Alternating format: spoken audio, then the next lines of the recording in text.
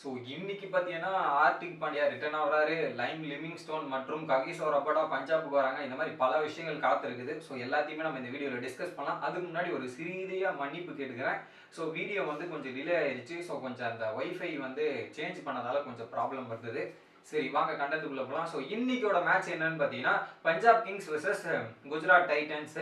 இவங்க ரெண்டு பேருக்கு மேட்ச் நடக்குது, அதுவும் மொகாலி ஸ்டேடியத்தில். அதில் பார்த்தீங்கன்னா 8-8 ரெக்கார்ட்ஸ் பார்த்தீங்கன்னா 2 மேட்ச் நடந்திருக்குங்க போன வருஷம். அந்த 2 மேட்ச்ல என்னன்னா ஒன்று பஞ்சாப் கிங்ஸ் ஜெயிச்சிருக்காங்க, இன்னொன்று குஜராத் டைட்டன்ஸ் ஜெயிச்சிருக்காங்க. ரெண்டு பேருமே ஈக்குவல் ரெக்கார்டில் இருக்காங்க.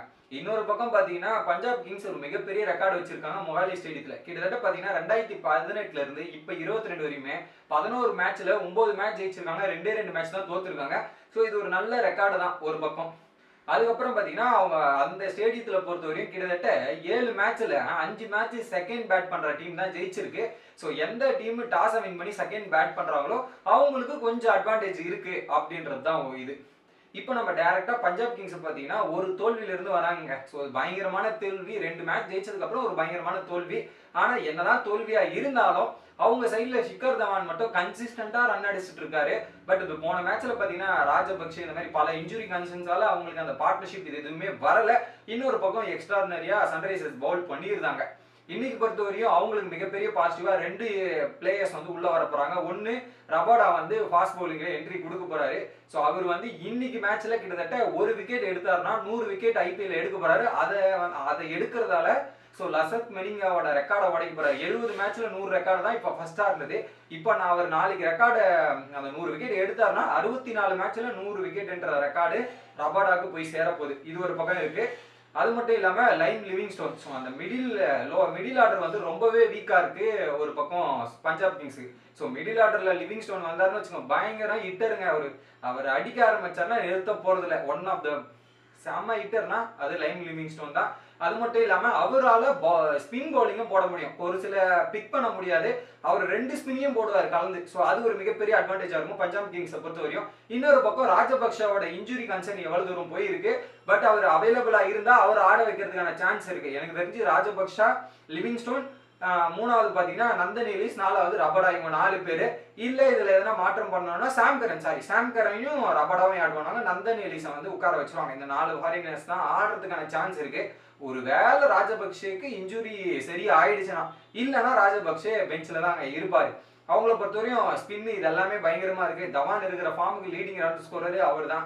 ஸோ கன்சிஸ்டண்டா அடிச்சிட்டு இருக்காருங்க. ஒரு சீசன் எடுத்தீங்கன்னா 450 ரன் தவானோட பேர்லயே போட்டு வச்சிடலாம். அந்த வகையில தான் தவான் இருக்காரு.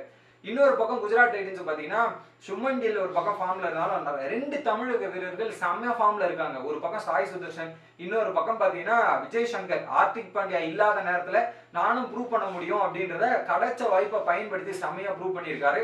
ஸோ கிட்டத்தட்ட ஒரு 2 ஓவர்ல 45 ரன் ஒரு ஃபார்ம்ல தான் இருப்பாங்க டீமே. ஸோ அதுவும் கடைசி ஓவர்ல போய் லாஸ்ட் ஓவர்ல போயிட்டு அந்த தோல்வி அவங்க எதிர்பாராத தோல்வி. அது வந்து ரிங்கு சிங் அந்த மாதிரி ஆடினா ஒன்றும் பட முடியாதுங்க. அது ஒரு பக்கம். ஸோ குஜராத் டைட்டன்ஸ் ஒரு நல்ல கான்ஃபிடன்ஸ் தான் வருவாங்க. அது மட்டும் இல்லாம அவங்களோட ஹார்திக் பாண்டியா அவங்களோட கேப்டன் வந்து திரும்பவும் ரிட்டர்ன் ஆகிறாரு. போன மேட்ச்ல அவங்களுக்கு பிரச்சனையா இருந்தது, ஒரு 5 பவுலர்ஸ் ஒடிச்சு போனாங்க, இன்னும் பவுலர் இல்லையே அப்படின்றது. பட் இன்னைக்கு ஹார்திக் பாண்டியா வந்தாருன்னா ஸோ அவரு 6வது ஒரு ஆப்ஷன் இருக்கிறதால கொஞ்சம் யூஸ்ஃபுல்லாவே இருக்கும். அந்த டீமை பொறுத்தவரை எல்லாரும் ஷமி வந்து கண்டினியூஸா பவர் பிளேல விக்கெட் எடுக்கிறாரு. ரஷித் கான் ஹேட்ரிக். ஸோ எந்த இடத்துல விக்கெட் வேணுமோ அந்த இடத்துல ரஷித் கான் கிட்ட பாலை கொடுத்தா விக்கெட் உண்டுப்பா அப்படின்ற மாதிரி இந்த சீசன் இருக்கு. ஸோ இதெல்லாம் ஒரு பக்கம் இருக்கு. பட் ஒரு பக்கம் ரபாடா வந்தாருன்னா ஸோ இன்னொரு பக்கம் குஜராத் ஓப்பனர்ஸ்க்கு வந்து ஒரு பயம் இருக்குங்க. ஏன்னா ரபாடாக்கு அகைன்ஸ்டா வந்து குஜராத் பேட்டர்ஸ் வந்து அந்த அளவுக்கு பர்ஃபார்மன்ஸ் பண்ணல. கிட்டத்தட்ட ஒரு 3 வாட்டிக்கு மேல ஓப்பனர்ஸ் வந்து விக்கெட் எடுத்திருக்காரு ரபாடா. இது ஒரு strong sign for Punjab Kings. இன்னொரு பக்கம் முகமது சிமி இந்த சீசனை பொறுத்தவரை கண்டினியூஸா பவர் பிளேல விக்கெட் எடுத்திருக்காரு. அது வந்து அவங்க சைடு பாசிட்டிவா இருக்கலாம். பட் எண்ட் ஆஃப் த டே என்னன்னா எந்த டீம் நல்லா பெர்ஃபார்மன்ஸ் பண்ணுதோ அவங்க தான் வின் பண்ண போறாங்க. நீங்க என்ன நினைக்கிறீங்க? பஞ்சாப் கிங்ஸா இல்ல குஜராத் டைட்டன்ஸா? மறக்காம கமெண்ட் பண்ணுங்க. வீடியோ பிடிச்சதா லைக் பண்ணுங்க.